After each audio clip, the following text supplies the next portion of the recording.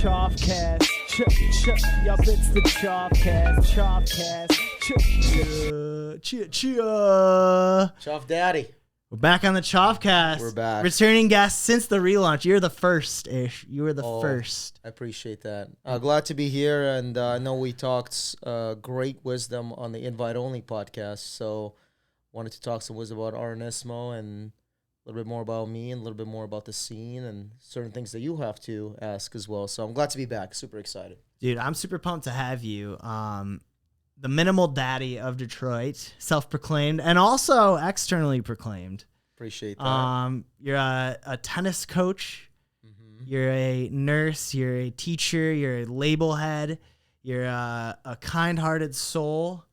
Wow. And you're here. So nice. And I'm honored to have you here. You know, it's a blessing to have you in the studio. It's a blessing to have you in Detroit here. Thank you. Influencing the local music scene in a positive way with all of your projects. And yeah, I'm excited to break it down a little bit today. Thanks, man. I'm just thinking about how we've started back. I think we've met, was it before COVID or like during COVID when we used to do Twitch streams together? Yeah, I think like beginning of COVID is when you and I connected initially. Right. So it's cool to see the growth from both projects, and I want to thank you from the bottom of my heart for letting me and Noah play at Electric Forest, Lucky Lake. So that was a lot of fun, and certainly having you there and running into you multiple times was a lot of fun as well. So it was a special time. But yeah, man, let's dive in. I don't know if you have any specific opening questions that you want to ponder on first, dude. First of all, happy birthday. Thank I guess you. we could ponder on that because it's a new year for you. Like, tell me about kind of where you're at going into this year, where your head's at, what you're looking forward to. Like, break down the current position of Ish. Yeah. Man, it's been a wild couple months. As you know, my mom passed away tragically in April, and it happened really fast. She was battling cancer for 2.5 years, and then she had a checkup in mid-March, and it was fine. And then 2 weeks later, her spot on her liver grew from 2 millimeters to 20 centimeters. And this is also at the time when I was in Miami for Miami Music Week. So this is all happening like a Thursday, Friday of Miami Music Week. And the conversations I had to have with my mom were very difficult. And certainly I felt guilty because how am I enjoying myself where this is happening? And what was difficult, too, is at the time you didn't know. It's just you kind of heard the bad news, and it's like, well, what's next? But she passed away within 2 weeks from those from the news. So it really put me in the position of realizing what's really important in life, or should say ponder on what's important in life, because I think my reality is no longer what it was. So like the man that I was prior to March is no longer that man. And there's a lot of silent battles that I have to go through still with grief and the emotional trauma that I've suffered through that process. And I think the biggest thing that I could give to myself as I'm grieving still to this day is to give back to the music. My mom was my rock. My mom was my feminine energy. So to me, it's like now there's that void of the feminine.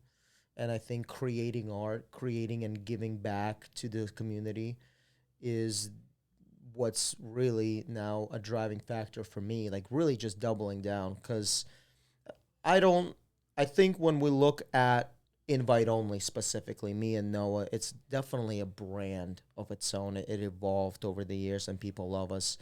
But there's also things like ISMO and where it's going, and Technono as a whole on its own.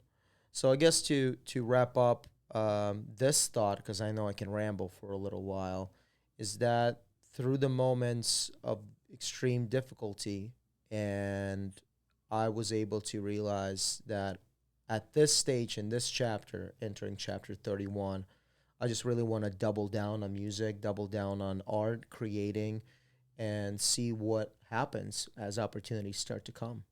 Electric Forest was, by the way, was one of the most profound experiences, because that was also at the point where I was telling Noah, everything in my gut is telling me to go. We have to go to Forest. And you gave us an opportunity, and certainly for us, it was just we always talk about going to forest, and we're getting booked, and we're getting booked, and we're getting booked.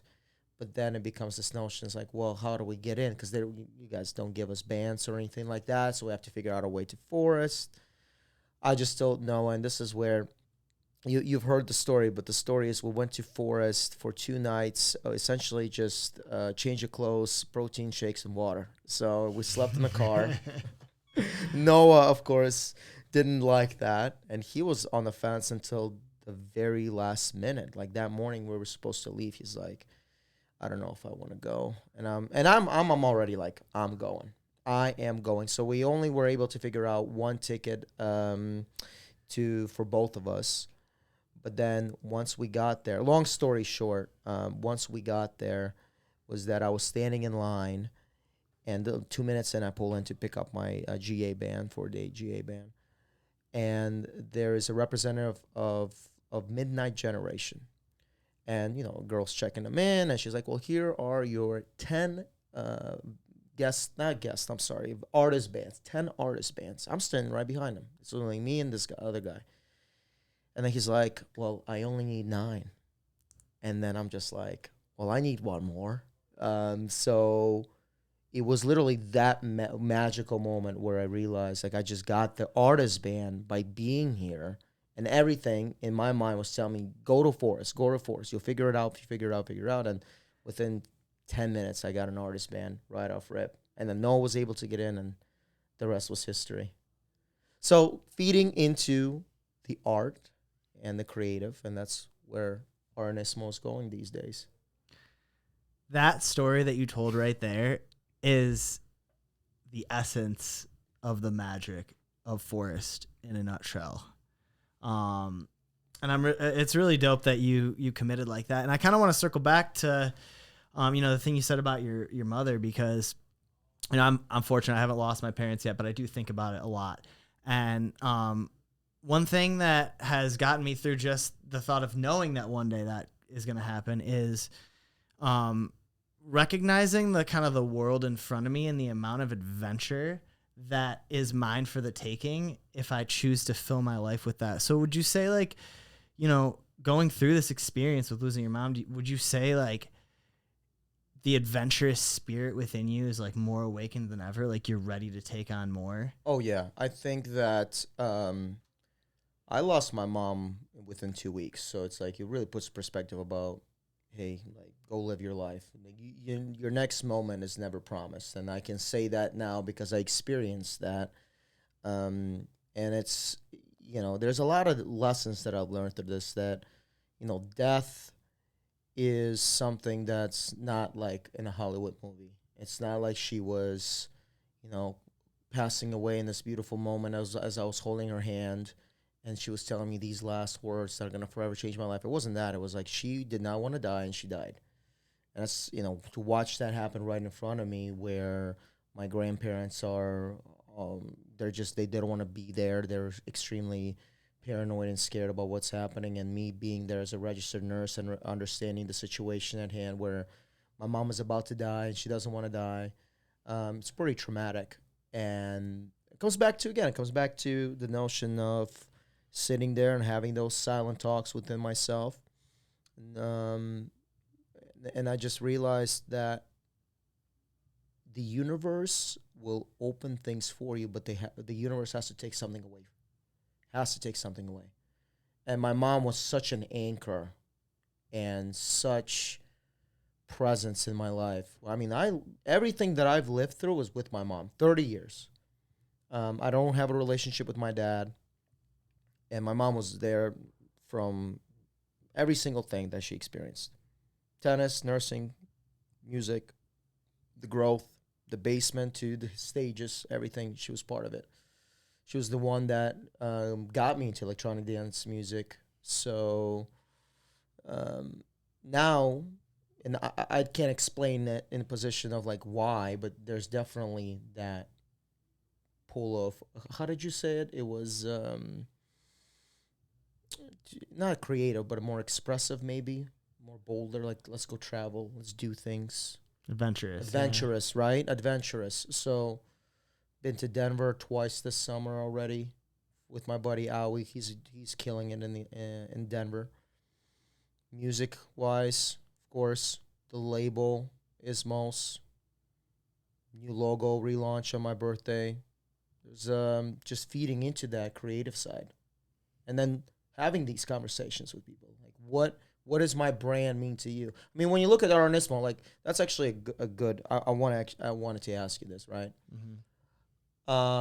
I realize that people love me, like I do, and they fuck with my energy, and I'm always been honest and transparent about that it takes a lot of work and a lot of grinding hours and taking chances on yourself. But let me ask you, from your perspective, I mean, when you hear RNS, when you think of me, I mean, what does that stand to you from all after these years? And you can be honest. Remember, we talked about in the beginning of the podcast, I told Choff to just, if you want to have a direct conversation, feel free, Yeah, no, I'll be super honest. And for me, ISMO has always represented this level of perfection that I'm gonna be honest is like almost off my radar.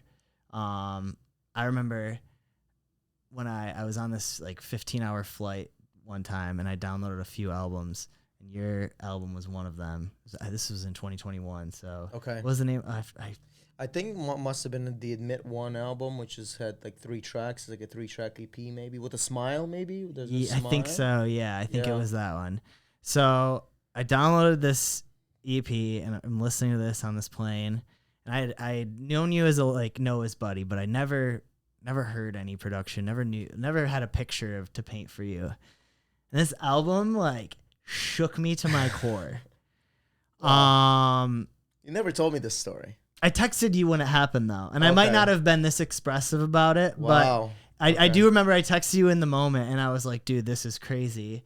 So what RNSMO has always meant to me is just like a level of perfection, and I respect it in a lot of ways, and I my nature wants to resent it in a lot of ways too, because I will never be that polished and perfect. Well, I guess perfection, what does that mean to you?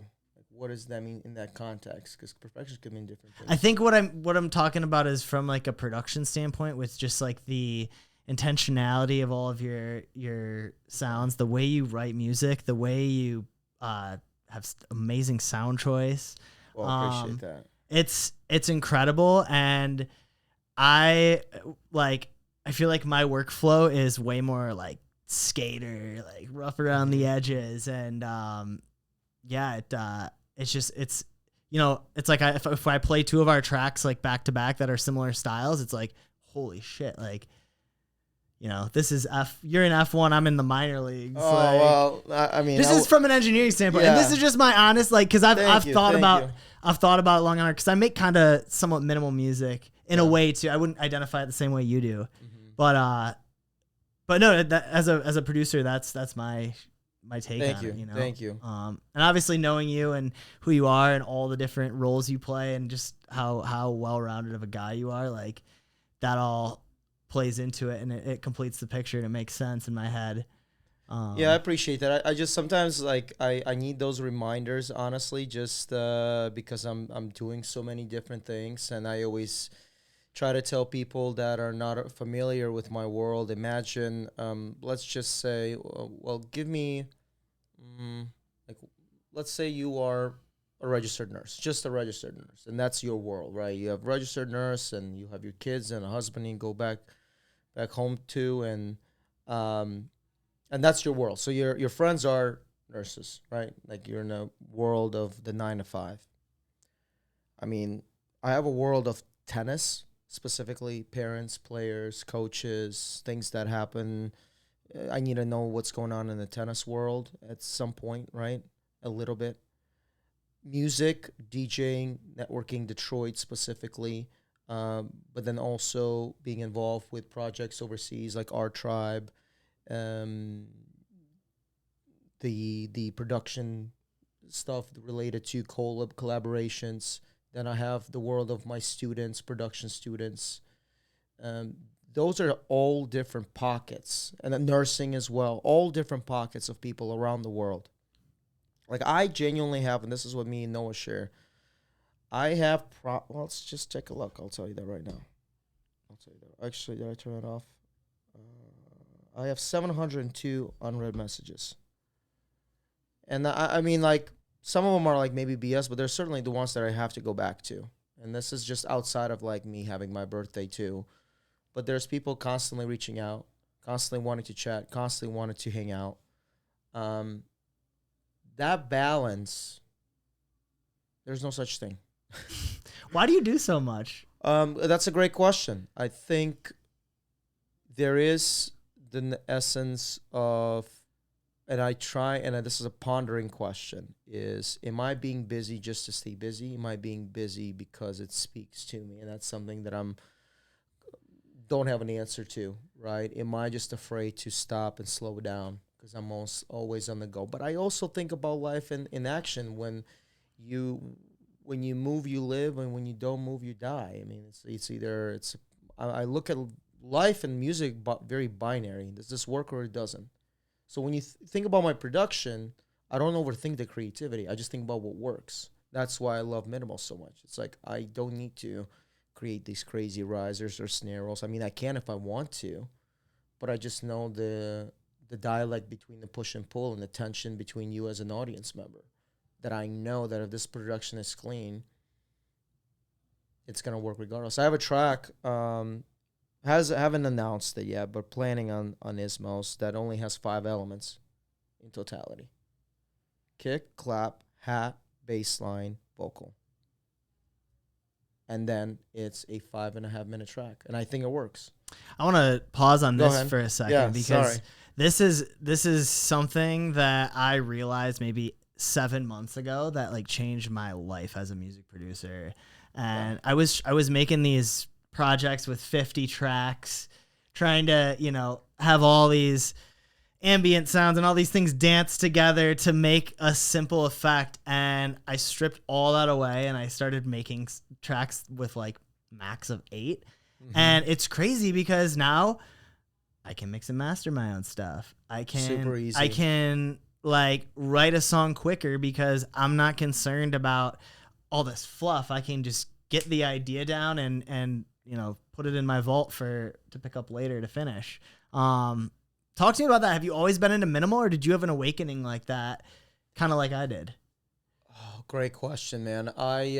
So when I started in 2017, I was producer first, by the way. I started DJing after production. Respect.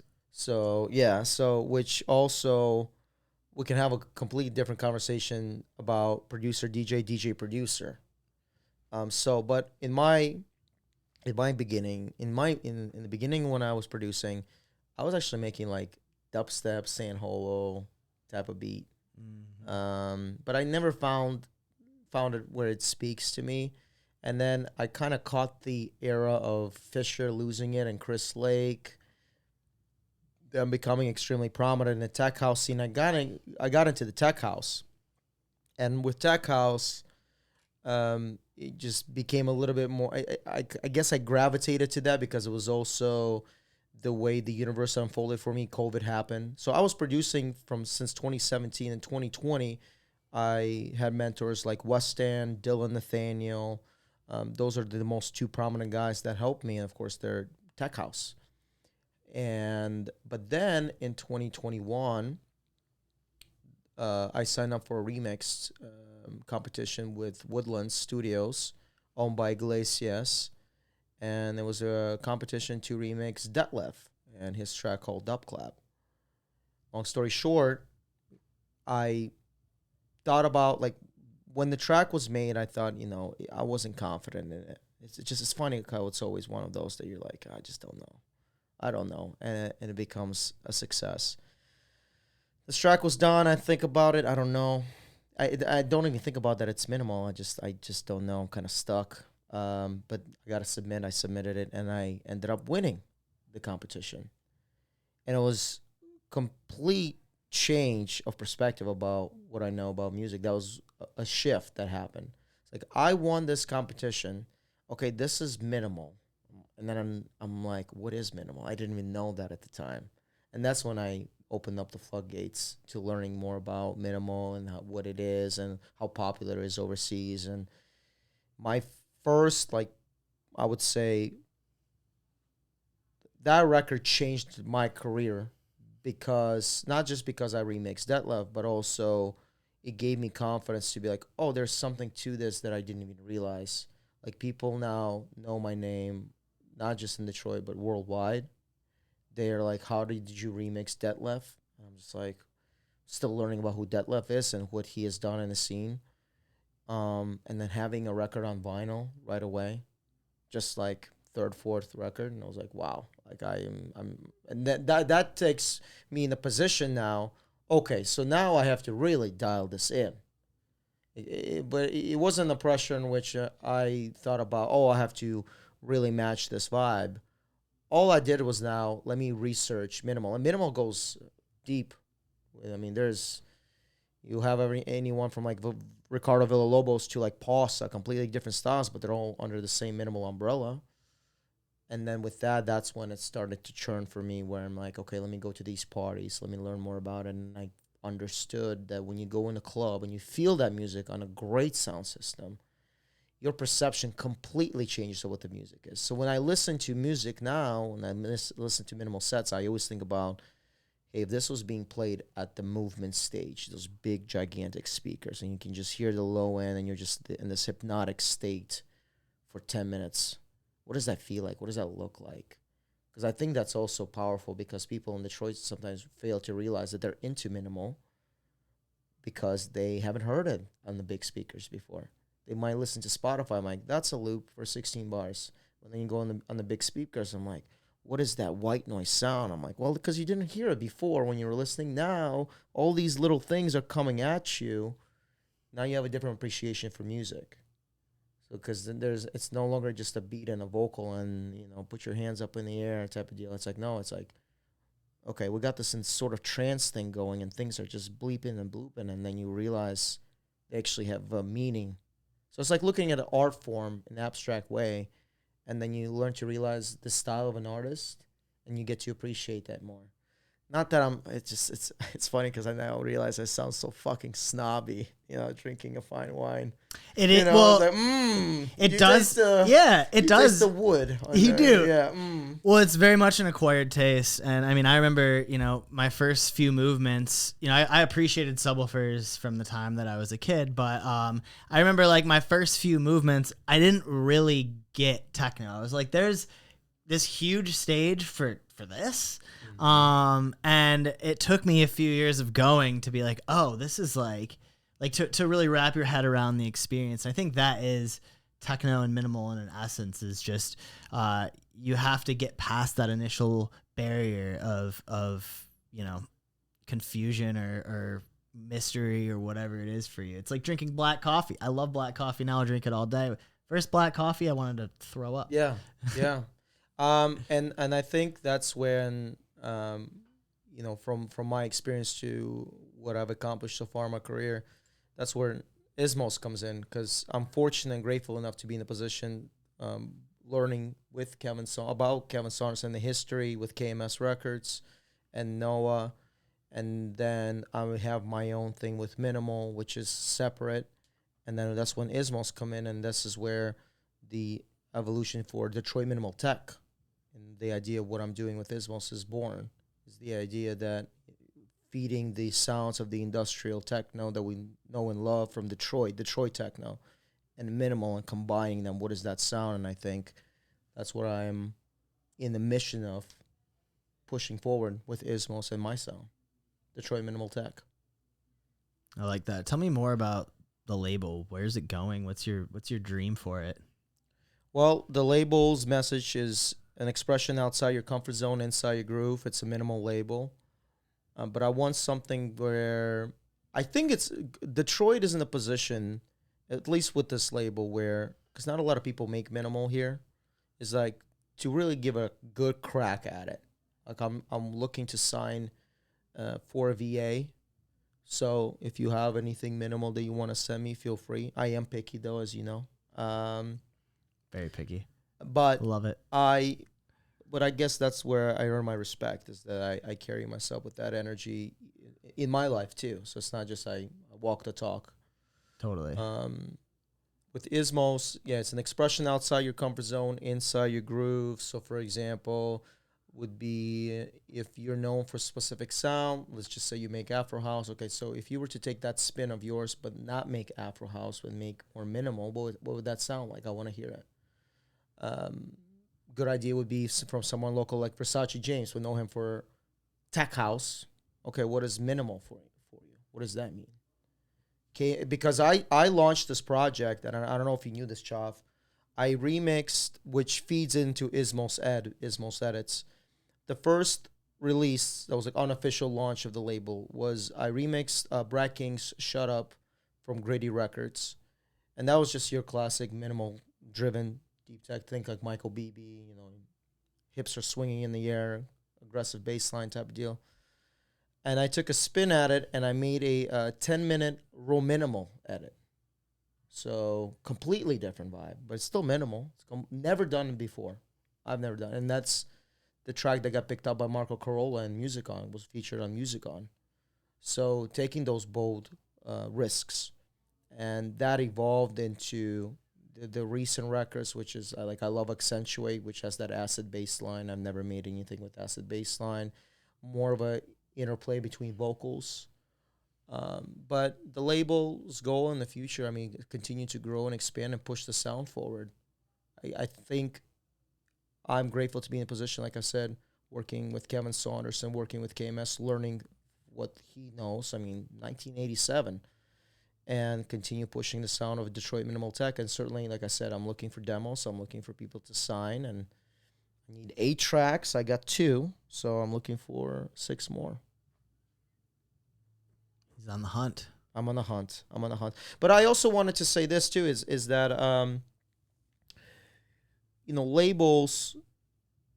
I think from a position of, at least from ISMOS, right? I really took about 2 years to really build it, and I think I wanted to kind of talk about, like, you can launch a label, it can be a SoundCloud thing too, but there's power in really dialing it in and being patient with the process, at least in my opinion, where I understand the notion of, hey, I want to self-release, but then there's also, have you done enough of prep work where you have the right distribution company that works with you for the successful releases? Do you have PR campaign ready to go for the promotional aspects and the marketing aspects? What is your artwork? Does the artwork speak on its own behalf outside of music? So, because we live in a very digital age, a lot of people just quickly cycle through things within 7 seconds. Does your artwork invoke emotion in which I want to play a CHOFF's record? So those are the things that, if if you want to get into that rabbit hole, that's a completely different conversation. But I think what I was trying to make a point of is creating a label takes time and dedication and patience, and I've I think underestimated that. But certainly, I'm grateful to be in a position where people fuck with my music, and I want to continue pushing that forward. I heard on a podcast the other day, someone said that record labels don't exist anymore, that labels are just music collectives now. What do you think about that? So the power of a label definitely has changed, because before, when you get signed to a big label, there's the reciprocity of being booked for those shows. It's completely different now. I think the booking world has changed dramatically. I don't think people realize to what degree, which we can talk about. But to answer your question, is that just like any brand, label is a brand of its own. Therefore, why would people give a fuck about your brand? Is it the music? Or it could be something where, does it stand on its own 2 feet in maybe community-based shows? I always think about Solid Grooves, because Solid Grooves is a unique perspective where the music speaks for itself, but then it's a strong party label. And to give you an insight, Solid Grooves, the label is different than the booking of Solid Grooves. See the difference? They're not. It's not a cohesive. It is cohesive because the people that started the label are going to be part of the shows, but there's a lot of things that happen behind the scenes, good, bad, political, non-political, that happen in booking those shows. So that aspect of what is a label, like you said, is a lost aspect in which there's no more value provided for an artist being signed to a big label outside of just, hey, I'm signed to Hot Tracks. That's crazy, right? Jamie Jones loves your music. But then the follow-up to that comes back to, I think, majority of the time now it's DIY, do it yourself. Yeah. You got that check mark for yourself, but then it's for you to continue building your brand. So I agree. It's not what it used to be. Yeah, I'm in this interesting place now with my music career to where, and I shouldn't say career, music journey, to where I value kind of getting a volume of workout. So my focus isn't so much to have every track perform well, right? My goal right now is just to consistently put the music out. Mm-hmm. So, for someone in my position like that, you know, if you're still kind of new to releasing, you think it's good to just drop the music, or is it like, you know, should you be trying to get on labels and climb that ladder? That's a great question, because we talked about in the invite only part, there's many ways to skin a cat. So to give you an example, from what I've known about the artists on the come up, Brunello, I saw him in Denver. I've been a fan of his music for quite some time, and he was the type of guy that blew up. I think Kai William reposted one of his tracks, different side of Michael Beebe, and I just saw Kai Williams' story, and I was like, where's this track? And then he sent it to me, and essentially that's the beginning of Brunello. But he launched his own label, and he had a different project. I talked to him in Denver about it. He had a different project, but he's been enough in the scene to know, hey, once you have your music, I think the most important thing, and that's what I would recommend you do, Choff, is to find a distribution company, Dispersion, Take Me Home, and there's many, and to send it to the DJs, worldwide DJs. I think that's kind of how you start the momentum for yourself, because you never know who's going to support your music, and they keep constantly seeing Choff's name pop up. So it costs money. I mean, those companies, their business is DJs' emails, but those emails you confirm, like, hey, this person downloaded this track, and then it becomes a growth of its own. Like, what does that mean? Like, I have a bunch of tracks downloaded by different people and support worldwide, but then there's support like that, but then there's support of Joseph Capriati playing your track everywhere he plays, and it becomes this viral moment. Gianluca's rise was that. It was his tracks are being constantly played worldwide. He is on the hunt for those videos. And internally now his brand has grown to a degree. Now he's getting booked pretty much all around in U.S. Those are smaller names, of course. I'm mentioning smaller names. But that's one way, right? Sending it to DJs. Outside of it's either signed or not signed, but you're sending it to DJs. It's a qualified product. You can release it on its own. That's what I'm doing with ISMOS. I'm releasing stuff. Like, this is I'm proud of it. Have fun with it. Whatever happens, happens. That's my mentality. But I think for you, it's like, well, has there been success with sending it to labels? Yes. I just know that there is a point in where I'm like, I don't need someone to sign off on the music that I genuinely fuck with. And I know it's quality. You only need 2 to 3 yeses from the people you care about. Like, hey, what do you think? What's the feedback here? Yeah, that's a big one for me, not to cut you off, but part of it too is kind of fear that, you know, people are just going to want it to sound like what's already on their label. Like, you know, I've watched a lot of my friends send stuff to labels and they'll be like, oh, it's great, but what if you did this to it? And it's like, okay, if I do this to it, it's going to just sound like kind of wallpaper. It's going to sound like everything else. Well, that's the thing. That's the thing. So those are the examples that I provided you. Just one way to skin a cat. Let's talk about Beltran, for example. Beltran, you know Beltran, right? Beltran. Refresh my memory. So he's the guy that released on Solid Groove's Raw Smack Yo. It went number one on minimal. Actually went number one on Beatport. All tracks. I think it's one of the first ever minimal tracks to make it number one on Beatport. But for him to get signed to Solid Grooves, he was only sending music to Michael Beebe. No one else. So if you think about it, right, Michael Beebe is Solid Grooves. So he's only sending demos to quote-unquote Solid Grooves to get signed. No one else. Just directly to Beebe constantly. And I think that's also, like, he persevered to a point where he got signed and it blew up. And now the guy's touring worldwide. That's another way to skin a cat.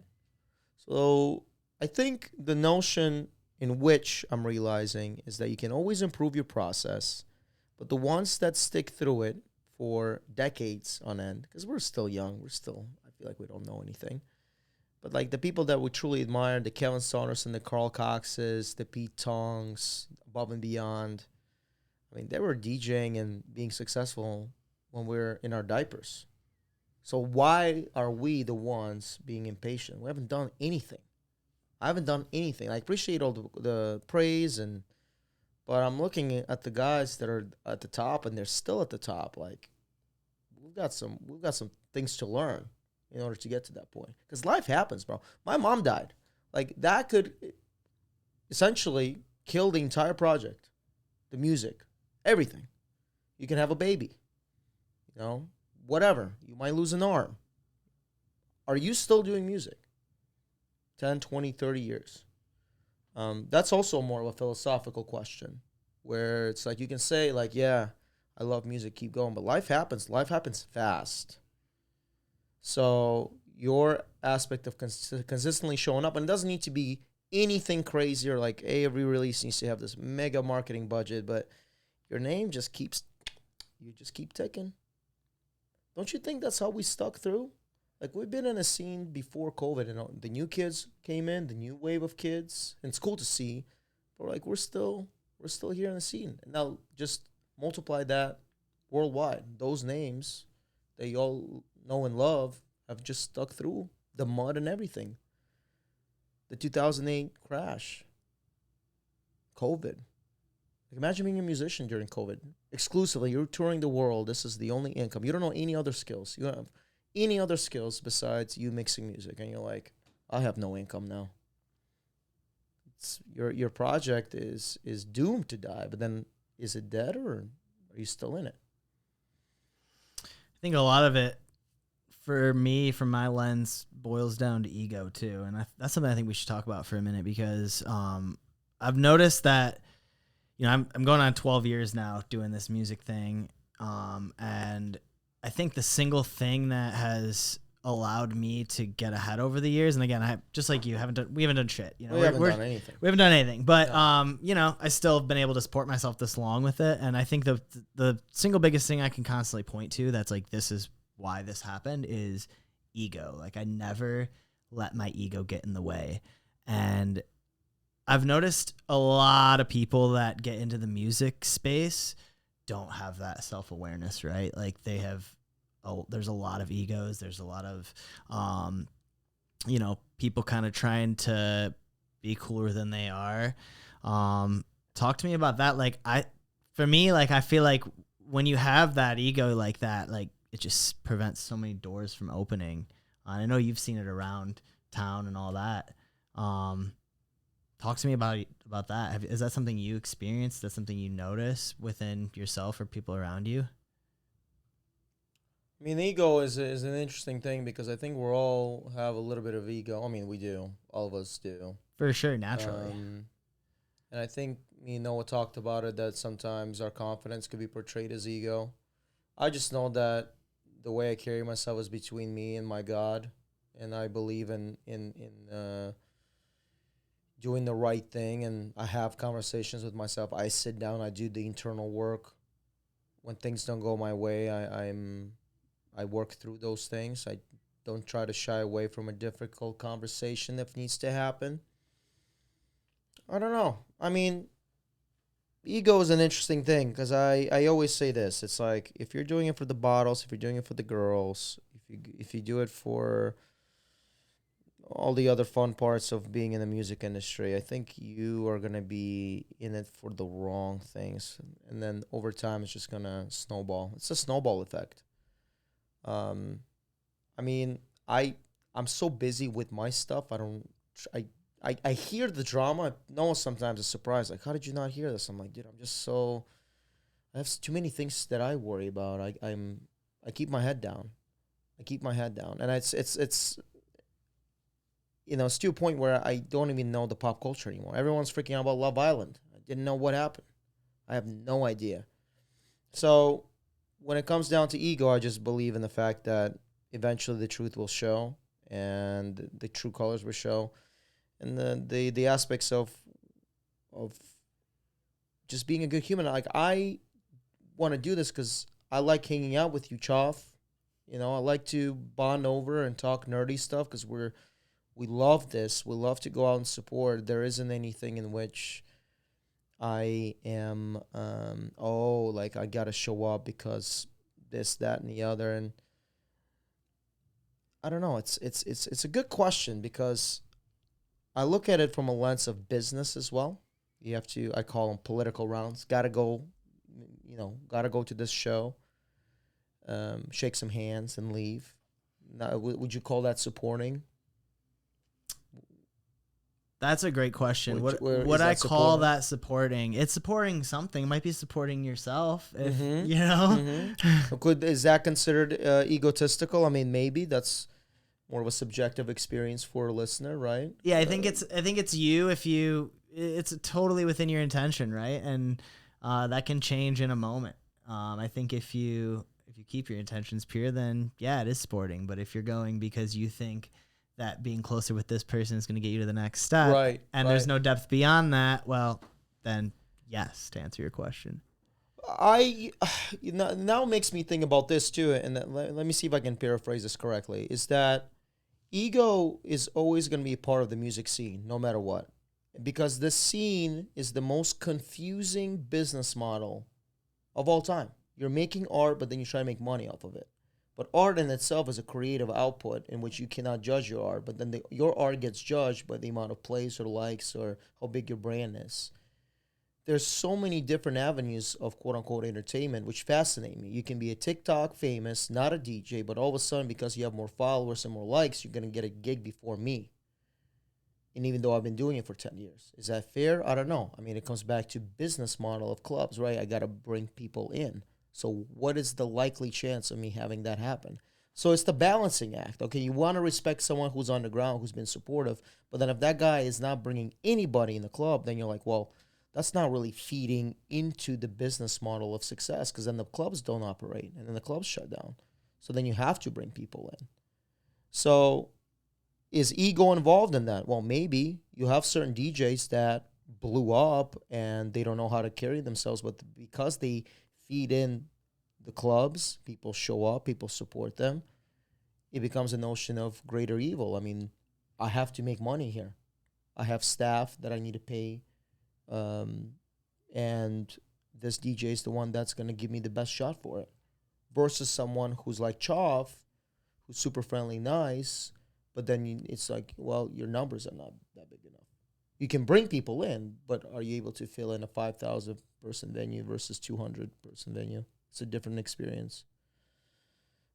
Ego's not going to go away. Ego's going to be part of it. I think what I find fascinating is the people that haven't done anything carry themselves with big ego, which is like, your resume has nothing. It's like, just if point blank logically, like, you have not done anything to speak of. Like, I will give you your flowers and I'll celebrate your wins, but I'm not going to be the one where I'm like this doesn't do anything for the scene or anything like that. Because you can argue like ego, right? Ego could be something where, okay, I'm very ego driven, but I have 1.6 million likes and I get people in the club. I have value to provide.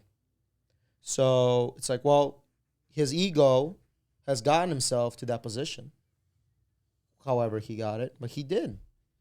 So do I blame clubs for booking the talent like that? No. I understand the business aspect, but there's got to be that balancing act of consideration of like, hey, if there's a talent out there that's making music, producing, and putting in the value behind art specifically, they should get a shot too. So, but it's not gonna go away. I mean, as you know, man, entertainment business crazy, bro. Like every single day, I'm like, how does this make sense? And that's how it runs. I don't know. You have any thoughts on that? Do you have any scene stories, ego-driven stories? But ego could be good or bad. Yeah, it definitely can be good or bad. I think what I was kind of referencing is just people blocking opportunities by being too cool or, not engaging in a conversation with this person because they think they're above it or whatever. I've just kind of seen a lot of that over the years in the scene. And, as you watch people come and go, and you see like the patterns kind of repeat itself over time, it's just something that I think about a lot as I'm, thinking about who I want to hang out with on my podcast, who I'm thinking about I want to work with, musically, like as I'm just navigating this weird landscape. It's something that crosses my mind a lot because I want to work with the people that are open-minded and that are humble and, can talk like us and say, we haven't done shit. Like, cool, we're having fun, but we haven't done shit. I think now more than ever, it's like you got to be careful who your friends are, right, and who your acquaintances are. And I think it's really crucial in the scene to not become accustomed to that, like, I'm cooler than you mentality. I think. Do you think it's still there? Do you think it's still there in the scene right now to this day? Like, where do you see the scene 100%. At this moment? I mean, it's always, like you said, it's always going to be there. It's ego. It's in our brains. I think it's just a matter of how you can compartmentalize it and tuck it to the side in order to, be the best version of yourself. But yeah, I mean, obviously I can't really give an example without like naming a specific incident. Yeah, I guess but I would also think that social media has put because some people would say me and Noah are very ego driven because that's what we portray. The bald daddies, who are these guys, minimal tech daddy. And I'm just feeding into the brand. I'm just feeding into the brand of what I've heard and people resonate with. So, but I do wonder about the aspect of ego in which you can hear an information about me and then your association without even having a conversation is that someone mentioned. I think that's what's unfortunate too. I think there's a lot of the talk, oh, someone doesn't like someone, therefore I don't like them because, I'm associated with that person. But I've always carried myself in the position where, like, I'm always willing to have a conversation with anybody. Yeah. And I'm always willing to have a conversation that's deep or shallow as you may want it to be. But like before this podcast, I said, never be afraid to ask difficult questions. I like to be stumbled because I like to learn. Yeah. So, and I think what I was referring to, because I keep going on my crazy ADHD tangents, is the fact that there is ego in the position of thinking that the truth that you've heard about someone is actual real truth without understanding the other side of the story and understanding their point of view. You may disagree with it, but giving people grace to express themselves, I think, is also powerful. Having a good conversation. Yeah. That's huge. That's a really good point. And the way you say that, it kind of brings me back to this podcast. And that's kind of, a lot of the goals of why I sit down and talk to people to help their story get painted more vividly for others to consume. Yeah, and I appreciate that. And I think that it's interesting to look at, like, Invite Only as a brand, because this is its own entity, like I mentioned. And then ISMO and Technono, two different people. Certainly, I think, Noah's definitely house and techno, and then I'm more minimal. But then it's like when you book us separately, completely different experience than Invite Only, which is cool. Can you describe that for people that are fans of both of you guys? What is so different about your individual sets? Yeah, that's a great question. So Invite Only specifically, of course, I mean, we are the ball daddies of Detroit, and I wouldn't say it's self-proclaimed. It's how did you say it? It's been said by many people, so it's not just us saying it. I think I said scene proclaimed. Yeah. It's definitely scene proclaimed. I mean, we live with each other. We drive the same car. I mean, it's pretty much the same. It's like it's my brother. It's my brother. It's actually crazy that when the first time when you guys came through for the last podcast, you have the same car and the same color. Yeah. So Do you sleep in the same bed? I have to ask. No, we don't. Do you share the same girlfriend? No. But Kate's it's Noah's, so I'm not gonna toss her in the butt. But I love hanging out with Kate. Kai, that's a joke between me and her. I'm dead. But we love Kate. We love Kate. No, but we share a lot of similarities. We share a lot of deep conversations, and certainly he's been an instrumental help with my mom passing away. So I'm so grateful for his patience with me.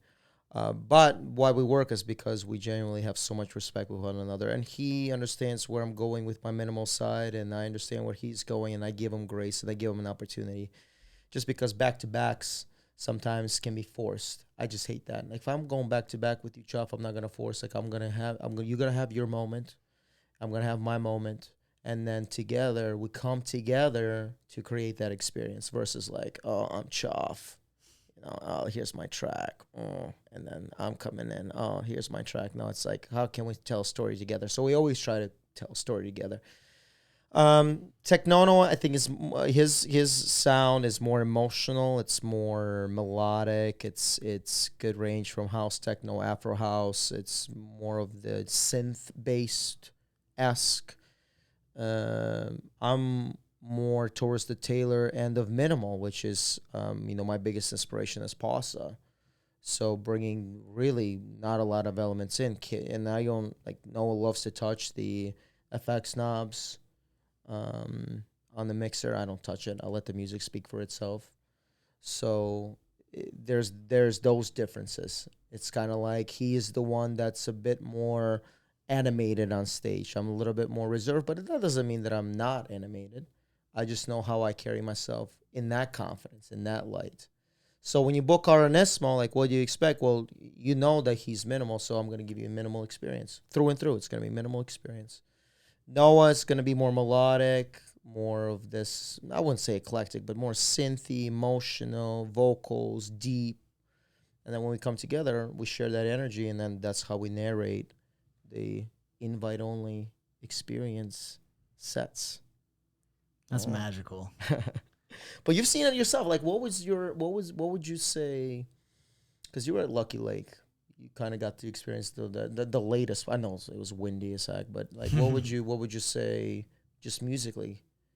I mean, you kind of saw us also play, which is you share the energy of looking at a DJ, but also the music. What did you think? I noticed you guys are really good at playing off each other. Back-to-backs are really hard. This is probably a hot take that not a lot of people would say. Mm-hmm. Back-to-backs are hard as hell to make good. And I know like there's a small handful of people that I enjoy doing back-to-backs with, and the majority of the time beyond that, it's a little stressful for me. Like, people are cutting off my drop. People are they're playing a track that I'm just like, why would you, in hindsight, why would you pick this song to go next? And I've done that before to where I'm like misremembering what a song is and I play the wrong song. So it was really cool to watch your guys' synchronicity. I think you guys have that pretty down. You definitely stay out of each other's way. And I think the lane you're in and you stay in it, which I respect a lot. I think that you and then Ooze mentioned on the other podcast, and then Key Mitch, I mean, in the position of being multi-genre, do you have a hot take for that? Multifaceted, because I know my experience is a little different. My stance is a little different on that, but. Oh, you mean in terms of just like the way, like being who you are? Yeah. I mean, What's your take? Two totally different things, right? Like I am in a sense a chameleon, to where I bring my kind of own flavor to whatever set I'm doing, and like the set that I'm playing at Lucky Lake is gonna sound so much different than the set I'm gonna play when I'm, doing my show here at Shoebox in a few weeks. August 8th, right? August 8th? August 8th. It's going to be sick. No signal.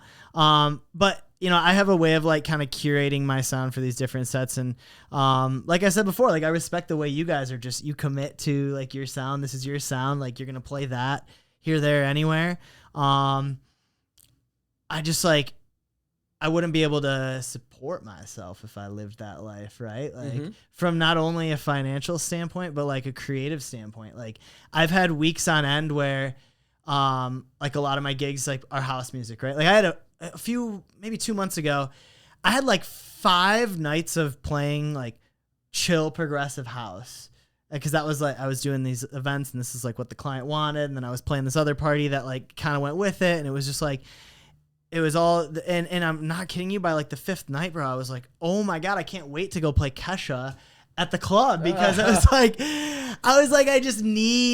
I need like to let loose. I need to like break out of this genre. And I think, you know, that kind of just stems to the fabric of my being. I've always been such a huge fan of such a wide range of music. And I've kind of been a DJ through that.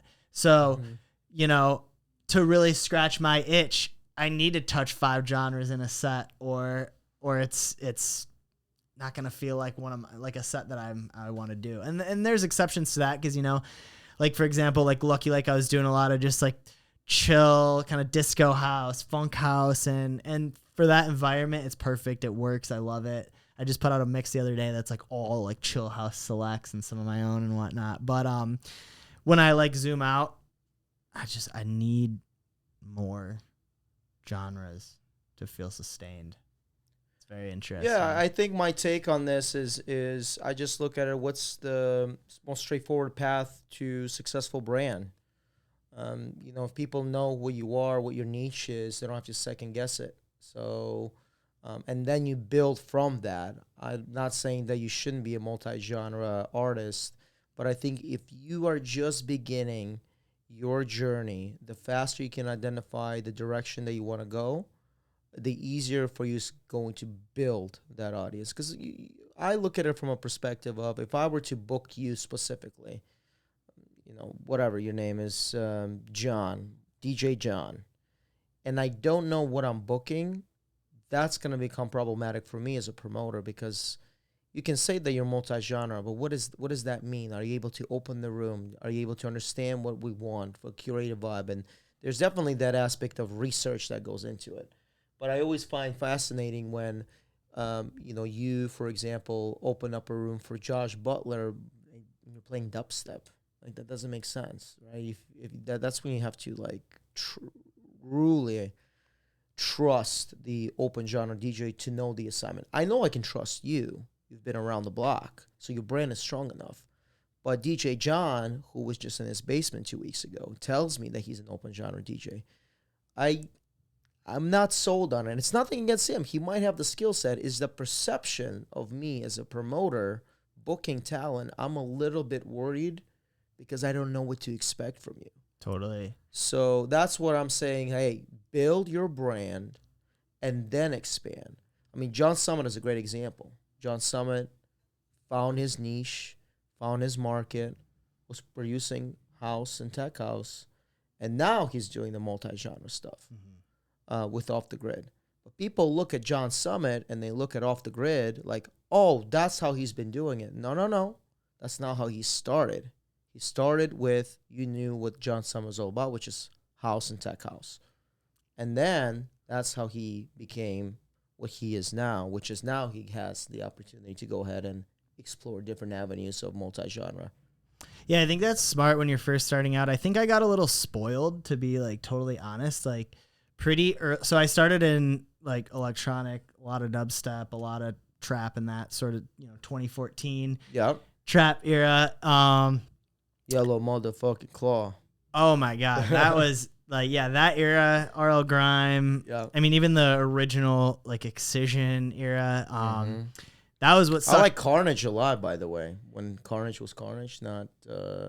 Oh, dude, Carnage. Carnage is a legend, and all of the people that hate on Carnage on Twitter are just misinformed. I'll say that. You just don't understand the man's legacy, and that's okay. You don't have to. You can clown him all you want. Spaceman remix is so good. That trap remix with Harwell Spaceman. Yeah. Still. But long story short, so I had that experience getting into music, and then I got into radio, which kind of led me these roles of like promoters would trust me for all types of stuff. So it's like I opened for Bone Thugs and Harmony and Nightmare in the same week in front of packed houses at both venues. And, you know, I think when you kind of come up like that, it's hard to justify like, oh no, I'm going to go in just this lane. Right. Especially when I'm a fan of all these different types of music. So like from the example you gave, like it makes total sense. So you haven't had any issues with bookings, even though you're multi-genre. I guess my question would be, have you had any issues? And then my number two would be, if someone's starting with multi-genre specific brand, what would you do if they're in the beginning stages? Like, I want to get booked in Detroit tomorrow. Yeah. No, you're spot on for that example. Like that's what you'd want to do. Have I had issues with bookings? Not so much, because I take kind of whatever. Like I play a lot of open format stuff. I play, you know, my scope of what I can show up at and do is a lot bigger. Have I gotten a lot more of like, you know, opening slots on electronic shows? Not so much. And it's probably because of that. You know, they do come in every so often, but it's definitely not, you know, you're not going to see me at the Magic Stick every weekend. I'm just not in that room. So for someone that, you know, that's their goal is to be like touring music producer, they want to be in this genre. You're 100% right. I think someone that just wants to play stages and be a DJ, and maybe that means being a producer too, but maybe a more open formatted producer, you know, maybe you're a pop producer, maybe you produce all types of stuff. You know, I think there's value too in just getting the airtime and just getting the gigs, and you know, that's what's allowed me to kind of become the DJ that I am, I guess, from a skill set standpoint, is just taking all kinds of stuff. So you're just saying take the gigs. I'm saying if yeah, in a sense, DJ John knocks on your door and says, "Hey, Choff, I need help getting booked in Detroit. I'm an open format DJ. What should I be doing?" In that sense, yeah, take the gigs, cold email people, call it. But that being said, if DJ John's goal is to, you know, be what is your goal? Be a dubstep open format, be a dubstep DJ, and you know, you want to whatever release on Excision's label, that's your goal, then absolutely not, don't be an open format DJ. But if your goal, I think a lot of, and this is just from my lens, but I think a lot of people that are new into this scene just want to be out there. They don't really care what they're doing. You know, I think they just want to get good with the chops on the turntable. Sure, they'd prefer to play a show, but it's like, I talk to a lot of people all the time that will hit me up and just be like, "Hey, how do I just play? I just want to get airtime. I just want to learn how." Okay. Yeah. Okay. So I mean, it's you know, two different sides of the same coin. Have you seen people that you came up with that were open format DJ that switched to more specific niche genre? Noah. Okay. I wouldn't say, I don't know if we necessarily came up together, but he's a great example of someone, you know, that was just so far ahead in top, like arguably one of the top locally in top 40, and just went all in on. Who was it? Did you say? Noah, Tech Noah. Oh, Noah. Yeah. He's a great example of that. Because he was definitely more open format, top 40. Yeah. To Tech Noah. There's no right answer here, right? It's kind of more just what are you shooting for? But I think it's cool to explore both sides of that. Yeah, I think let me ask you this too, with booking talent specifically for your specific shows. I mean, what do you look for? I know you have a show coming up. Is there something that you go with the vibe? You actually look at their EPK, discography. How do you treat your talent? For my show, just booking people that I think are cool, really. Okay. Yeah, my friends that I feel are talented. We've got this dude Flat Room on it who I didn't know super well, but I showed up to one of the shows that one of the local music groups was doing, and he was the opener, and he just like destroyed it, and I was like, oh my gosh, this dude's awesome. And so we put him on the show. So just really what I think is cool. I don't do too much looking outside of my bubble yet, just because I don't have to have, you know, I'm not gonna be putting on shows every week. This is kind of a once in a while thing for right now. Is there like, what's the goal with you for those specific part? Like, I know you're starting is a free event, right? Yeah, free event. Just want to build. No Signal, is that what it's called? No Signal, yeah. Okay. Just really want to build a community around this space here. You know, my whole goal with starting Shoebox was to create a space where people could come in, have open conversation, make new friends, and get value out of it for their projects, whatever they've got working on. And, you know, I hope that everyone that comes here feels that they're walking out of this a better person in some way. And so that's the goal of it. You know, when I saw the space initially, the first thing I thought was like, oh, we have to have some kind of a party here, right? So, so the no signal is just kind of our first iteration of that. You know, it's like I said, it's free. We just want people to come in, see some cool music, chat up some cool people. It's a very artist centric community. So there's going to be a lot of artists here. And just really building that up, you know, it's something we desperately need more, and something I have realized in Michigan specifically, or the Detroit scene, is there are some opportunities for musicians to get together outside of the club, but there's not a ton. It's not like you know, LA or it is becoming more prominent. I think the daytime parties are becoming more prominent. I think Magic Six's been doing great on Sundays.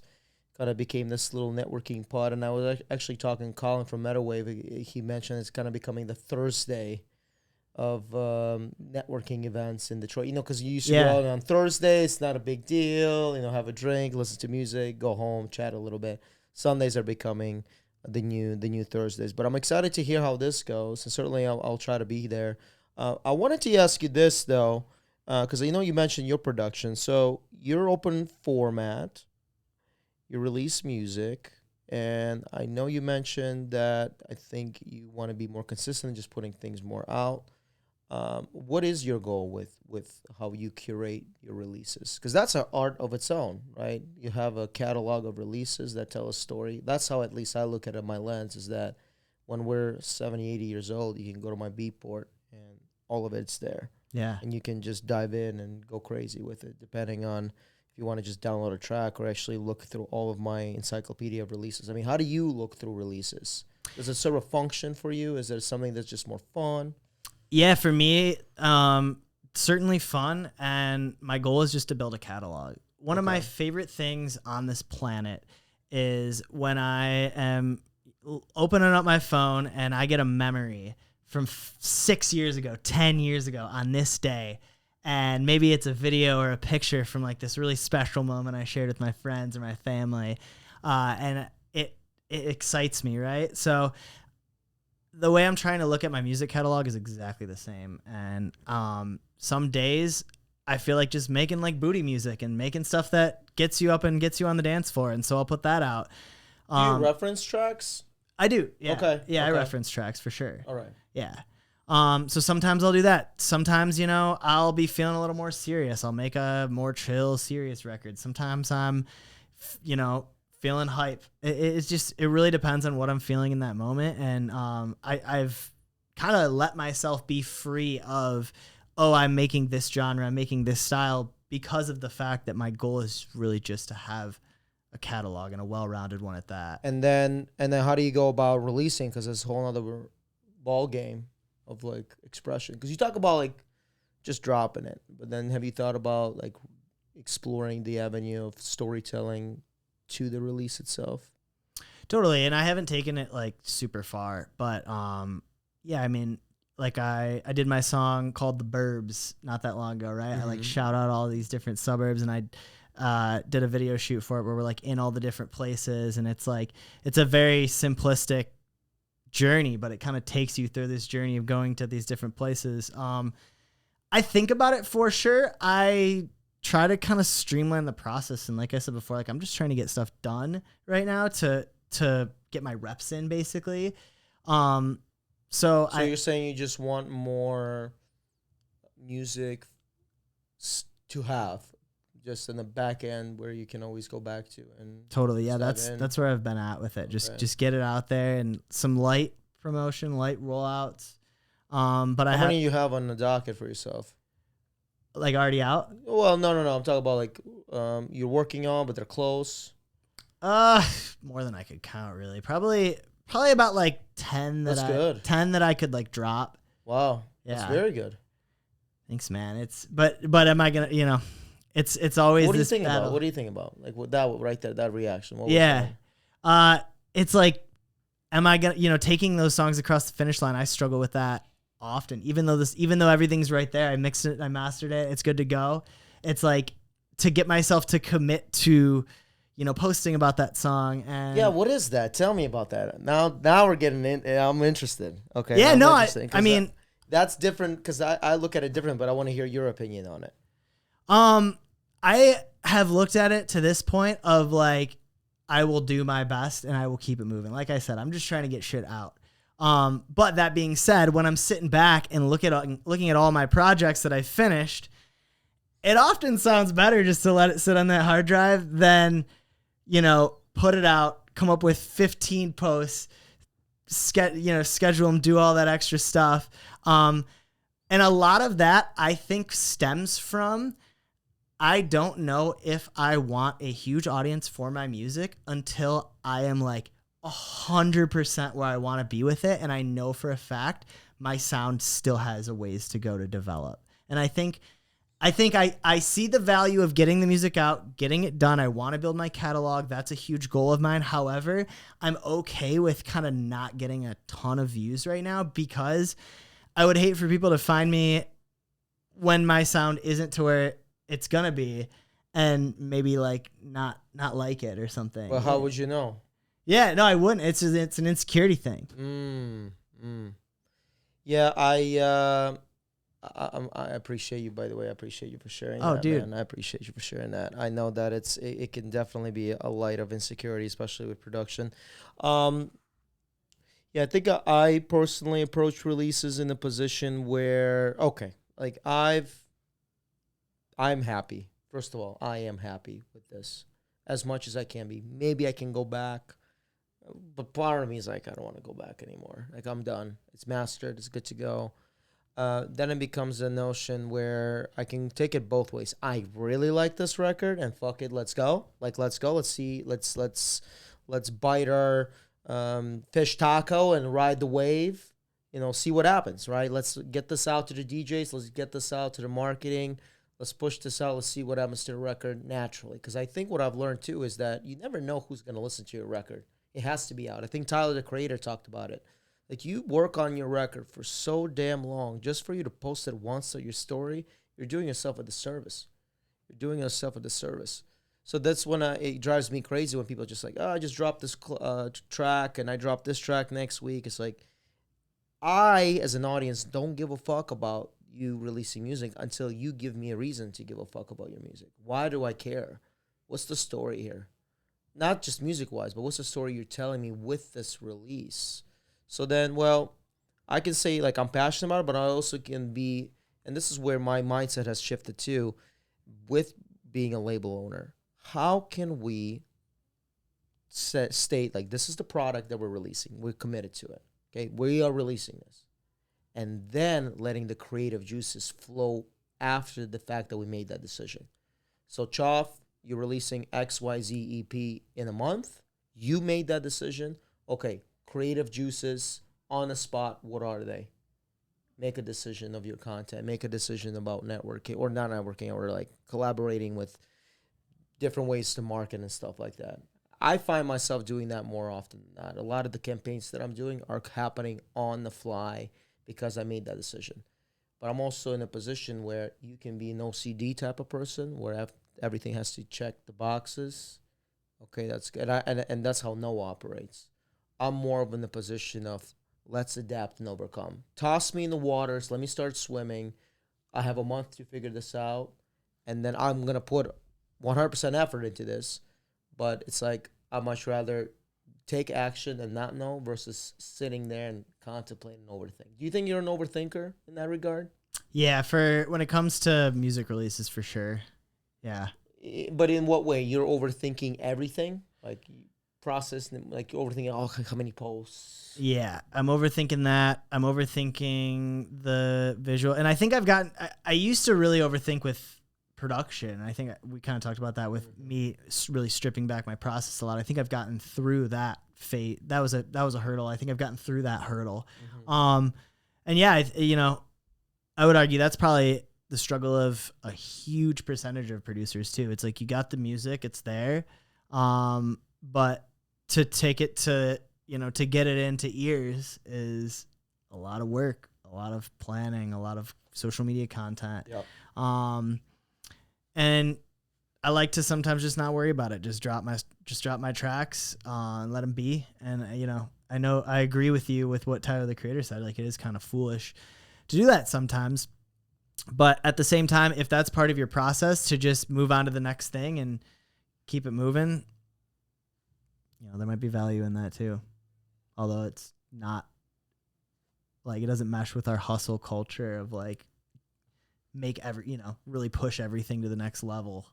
Yeah, and I think, well, if that's the case, though, then I would argue for the point of sending it to labels, because that's the label's responsibility to give you the storytelling for your record. So if I want to sign your record, right, you would send it to me, you will send it to ISMOS. I will be in charge of the storytelling, and then it's off your hands because I'm in charge of the marketing and distribution.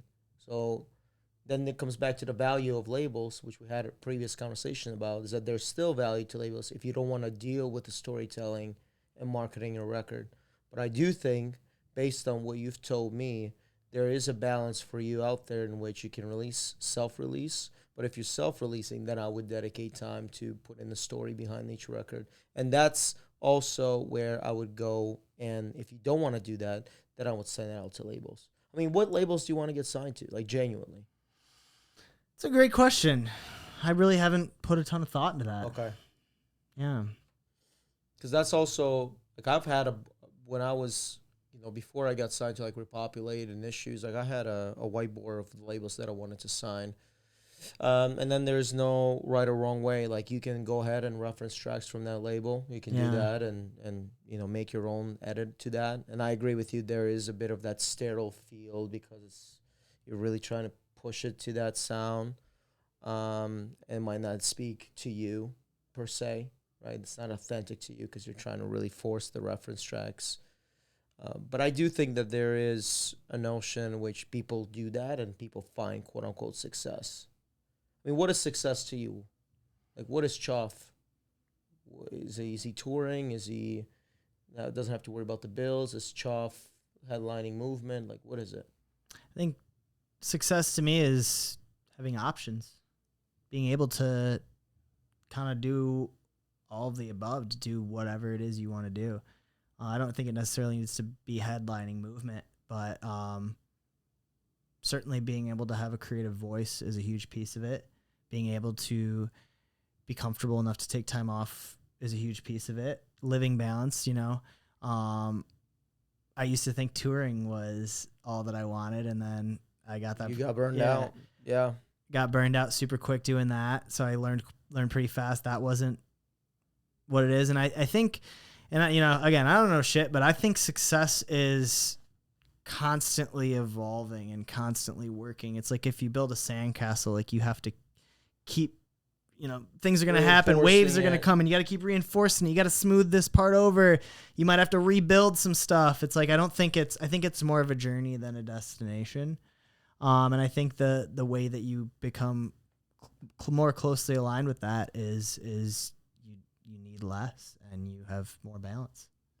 Is there a difference? So before, let me ask you this, is that after you got burned out, what were your thoughts about the music scene as a whole at that time, at that sensitive time when you were like at the edge? I don't know. What were my thoughts about the music scene at that time? That's a great question. And I couldn't exactly tell you what my thoughts are about the music scene. I think my thoughts about life were just shifting from chase to like, what is really making you tick? I think for a while the chase was like my thing. I was like always chasing something. I was chasing a bag. I was chasing the next gig. I was chasing the next show. I'd book myself 3, 4, 5, 6 gigs in a weekend for no reason sometimes, just because I was about that hustle. I think the biggest thing that changed was I felt like I didn't have to prove anything anymore. I was just okay with just being. I think that puts me in a position where, like you said, why am I so busy? I think that's also one of those things where our culture wants us to hustle all the time. Yeah. But then brings me to the question of like, what is really important for me? So what is really important for you?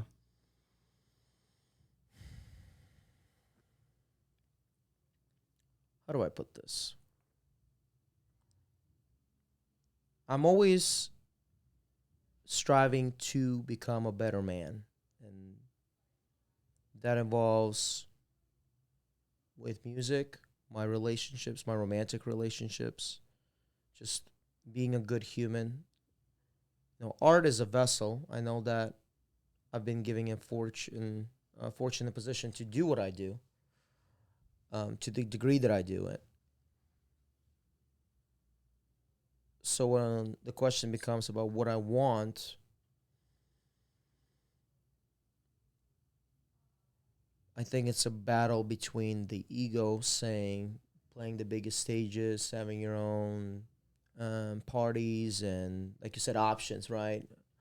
But then is that created because of what we talked about, looking at Instagram and looking at these big labels and what they do, and you generalize that as the thing that you want versus what you actually want? I don't know. I just know that to me, my good days come back to, have I done something that I'm proud of? So I worked, 12-hour shift. I worked out early in the morning. I journaled today, and I impacted these 3 people. I made money. I impacted people in a positive way. I think that's something like I can sleep great at night. And if I deviate from that, when it becomes a question of, am I doing it for the right reasons? But certainly, I think I find myself in a position where being involved in so many things, and I told this to Noah, I'm in the business of simplifying my life. I want my life to be minimal. I want my life to be minimal, but I know that I've given so much in different pockets, where I think the next year would be very interesting to see how it all develops. So, but I wanted to appreciate you. I know is this the longest podcast we've had for you? This might be the longest pod. Yeah. And like I've said, I am thankful and grateful for you for giving me this light. And I also one thing I wanted to actually mention, we forgot the logo, right? We rebrand a little bit as well, our ISMO rebrand. Oh, dude, we got all the time in the world. Let's get into it. Okay. So I didn't know how much the recording you had on that thing. Or can I just record on hours on end? Oh, dude, I could record for like probably 6 centuries at least. Okay. 7, 8. Beautiful. We'll stick for another 6. So, yeah, I, reached out to you. We talked about invite only. I wanted to dive in a little bit to our ISMO, which we talked about the label and our ISMO as a whole, about booking and what that looks like. And the rebrand came in on my birthday, which was yesterday. Happy birthday. Thank you. Did you do anything fun? I've worked tennis, coached tennis, and then I hung out with Brittany. And then we went to get some records, spin a little bit of vinyl, which I'm learning to spin vinyl a little bit. So shit's tough, eh? It is not easy. It is a humbling experience. But I'm just like, I told Brady, I was like, gotta learn it. This is. If we are for the culture, you have to learn how to spin vinyl. Eventually, it's gonna come back to you. Everything is just like, okay. I have my crates. I have about 20 to 30 actual vinyl records. But yeah, mixing, it's just... You have a setup at the crib, or? So she has a setup at the crib. So she's telling me, hey, let's go shop for some records, and then let's spin some vinyl. And then it's just like, it's one of those things that you're just standing there like, oof, these transitions are a pain. but the records sound great. So I'm just thinking to myself that there's going to be a moment where you have these white label vinyl, which white labels have no name, no track name. You just toss it in and hope for the best. And then you just toss that in the middle of the club. There's something about a DJ grabbing a vinyl when they have the CDJs. I don't know if have you ever seen DJs do CDJs and vinyl at the same time? I have, yeah. Isn't it kind of special when they go for like, okay, we've been kind of doing the CDJs for a while. Let me dive into my crate. This is a calls for a vinyl. Like, what kind of record they're gonna play right now? Yeah, the room is gonna like change in some way. Yeah. Whoa, they're on vinyl now. Yeah. And you're like, oh my god, like, what is he gonna play? This is not gonna be Shazamable. I always love that aspect, and they're not even they're not showcasing it. They're not like trying to showcase, oh, I got vinyl, but it's everyone's just kind of like on their toes. They're like, oh shit, this is a vinyl record right now. Like everyone's Yeah. paying attention. What was I going with that? Oh, of the rebrand of our ISMO. Yeah.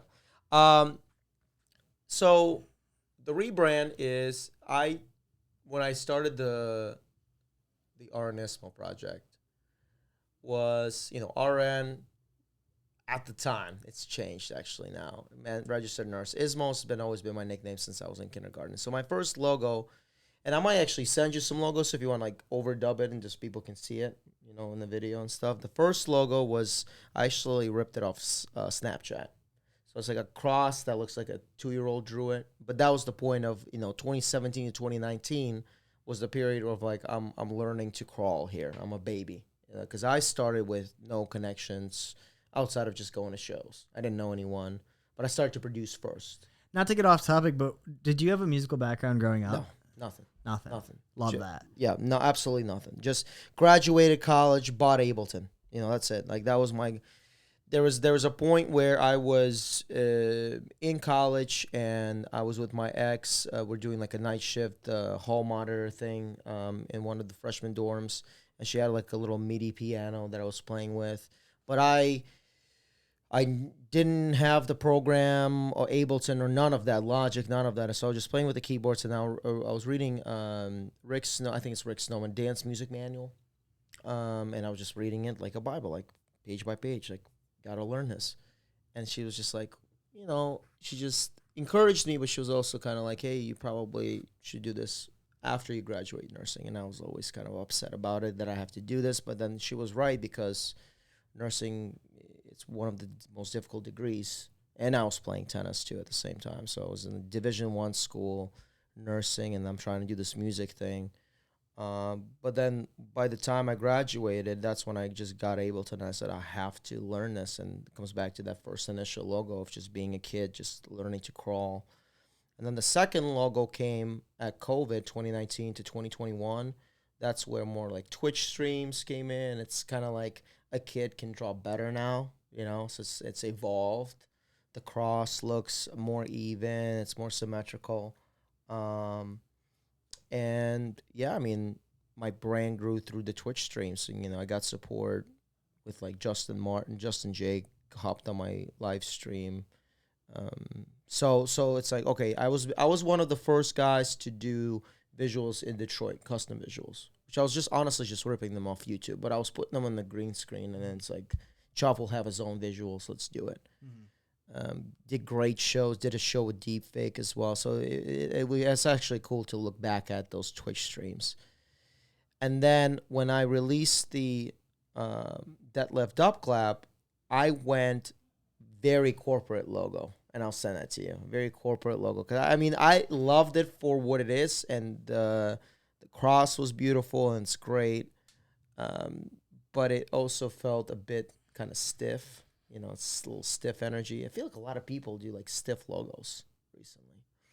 Are you I noticed you got a lot of crosses. Are you a religious guy? You're wearing one. I would say I'm more spiritual. This cross means a lot to me, because when I went to Miami, this is before I knew the news of my mom, and then Noah decided to stay, because the whole point of it is, let's go to Miami Music Week together. And I told him, give me something of yours that I can carry with me throughout the week. And then he gave me this cross. And then everything happened, right? So I was in Miami. Wow. Then, I heard the news about my mom. Then my mom passed away. And I always had this cross. And I am now becoming more closer to God. I don't know what that means. But I do know, like, even yesterday, like, Noah gifted me a Bible, which he did a great exercise with me. He said, turn to a random page. Think about something that you seeking answers to. Turn to a random page. And I have no idea anything about the Bible. And then he's just said, read a little bit, and then just go to ChatGPT, type where you're at, and then they'll give you a little like prompt of what it is and like certain lessons between it. So I was like, oh, this was actually a good exercise. So now I want to include that a little bit more, like as I journal as well. But then the new logo was the point of me being a kid again. So it's funny, because in the beginning when I started, I was thinking about this growth of like, oh, like your logos are getting more professional. Okay, we reached this corporate peak of what ISMO is. It looks clean, professional logo, and then now we revert back to uneven. Have you seen it? Show me. Yeah, have you seen it? Here, I'll show you right now. So it's like this. Oh wow. Yeah. Show the camera right there. I love that. So That's beautiful. yeah. So it went with like a kid drew it, but I want it to be imperfect because the perfection doesn't exist. I'm an imperfect human being, and it kind of ties into the red face. So the glasses. Remember, I had the red face for a while as my logo. So which kind of became its own little meme in the scene. But I wanted to give back, so I wanted to create an O, which essentially is like a kid with glasses, which is kind of what I'm known for. Yeah. But I'm always took pride in knowing that people fuck with me because I'm a type of guy that's just like people like they see me and people just smile, and I just love that. Like they just like, I just want to hang out with Ish. She's so fun, and I'm like, I really appreciate that. And you guys are fun as well. I have so much fun, like just being at Movement, walking around, with my cowboy hat. Everyone's so excited to see me. Yeah. So it's been a blessing. So the new rebrand is again coming back to, first year without my mom. What does the new reality look like? What are the questions that I have to ask myself and continue feeding into what I believe is right intuitively, and lead people through their journey. And certainly I always try to lead by example, because there's a lot of people that talk, and I want to walk the walk with you. Like, help me too. I'll tell you what I've learned. I'm not a perfect human being, but you have certain lessons that I always encourage people to, like, just, tell me how your life is. Let me learn through your story, through your lens. I love that. So, but yeah, man, fucking love you, bro. Appreciate Love you. you back, brother. Appreciate you. Do you want to let's do this. I wanted to do a fun one, random question through ChatGPT, because we're all AI now. All right. Ask a deep, pondering question to end the podcast. Let's see what it comes up with. If there's service. Maybe there's no service. Oh, shoot. Gotta get you on our Wi-Fi, dog. Are you T-Mobile or no? What do you use? I'm a Verizon guy. Verizon guy. Pay way too much money, but at least we stay connected. What's your password, Move Detroit? We're going to cut this out and get to the question. I don't even know. Let me see. Actually, try to go to the network here. I might be able to just... Move Detroit, yeah. Let's see. There we go. This is real-time action. What? Password not shared. What the fuck? All right. Here, how about this? I got an idea. Okay. I'm going to do the same thing, but I'm going to do it like this. I'm going to go... Give me a deep question to end our podcast. How about this one? What legacy do you hope to leave behind, and how are you working towards it every day? What legacy do you hope to leave behind, and how are you working towards it every day? Nice one. What the legacy do you want to leave behind? I think for me, I want to leave a legacy of just pure, authentic honesty. I lead my life through genuine openness. Like I said in the beginning, I'm not afraid to have difficult conversations. I want to be the guy that's you can always go to and have an honest, raw conversation, deep, shallow, whatever, engaging conversation, intellectual conversation. So I want people to know that I'm always eager to sit down and listen and have a cup of coffee and share a moment together. I think that's ultimately my legacy between the humanity is that Ish has always been in a position where he gave me his presence. And I think for me right now, I am grateful to be in a position that people all over the world reach out to me for an advice or just a conversation. And it's not a perfect balance by any means, right? Because I don't get back to everyone. But to the people that I do, I genuinely try my best to help them on their journey, even through a conversation or an advice, and try to share the moment with them, because I understand, especially in the music scene, but not just in the music scene, but in life, but in the music scene specifically, it does get very confusing very fast. So to be in my grave, I want to leave a legacy where people knew, like, man, Ish was just a great fucking guy. You know, I think that's something. And then I have my goals and dreams and aspirations, which I will continue pushing forward, but just genuinely to leave a legacy where, like, Ish is just a great guy. That's you know, that's what I want on my what is it called, on my tombstone, right? Just a great guy. Yeah, something I connect with on a deep level is just fun and enjoyment of life. You know, obviously want to be remembered as a good friend and, you know, someone who is always willing to help people, someone who, you know, can have open conversations. But one thing that I've always had this torch of, like, enjoyment, fun. Like, it could be the worst situation and I'm going to find a way to, like, enjoy it and make it fun. And I really strive to bring that light into every room that I enter. And so I think if I had to point to one thing that is my legacy, it would be that. There you go, guys. Make sure to check off CHOFF August 8th right here. No Signal at Shoebox. Issues. You might catch a ball, Daddy. Who knows? If you guys want to have a conversation, have a moment, absolutely would love to do that. Ish, it's always a pleasure to chat with you, sir. Thank I'm you, man. honored to have you on to talk about your new rebrand. I'm really excited to keep watching your label grow, watching your journey, keep watching you moving and shaking in this crazy music world and doing all the wild stuff you do. Appreciate that. And I just can't thank you enough for coming and hanging out with me, man. I cherish our friendship and I cherish, you know, everything about you. I think you're a pretty swell fella. Thank you. Stand up guy. Appreciate it. The minimal daddy. All right, ISMO. Take care, guys. In the house. Chat soon. On the CHOFF at Shoebox. CHOFF, yup, it's the CHOFF.